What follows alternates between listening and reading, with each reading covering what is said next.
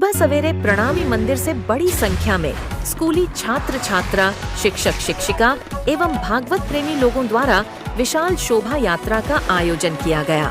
विधायक कन्हैया लाल किशोरी, महंत जगदीश दास, गोपाल भाई धानका, साधु संत समाज बड़े उत्साह के साथ इस शोभा यात्रा में सम्मिलित हुए। नगर पालिका पर इस्कॉन मंदिर द्वारा गोपाल संस्कार वर्ग के बच्चों ने गीता के श्लोक का पठन कर सभी शोभा यात्रा के लोगों का स्वागत किया। यह यात्रा प्रणामी मंदिर से होती हुई ठक्कर बाबा चौक, मानिक चौक, नगर पालिका होती हुई रामानंद पार्क में संपन्न हुई। दाहोद से महेश वर्मा की खास रिपोर्ट। आज पूरा भारत देश में भगवत गीता जन्म जयंती 5161 जन्मदिन उजवाई रही है और खूब उत्साह और भाव से उजवाई रही है। कोईपण धर्मग्रंथनी उजवणी थती नहीं, पर भगवत गीता एवो एक ग्रंथ है कि एनी उजवणी जन्म जयंती उजवाय है। भगवत गीता में भगवान कृष्णनो अवाज है, भगवान कृष्णनी पूरेपूरी बातों है।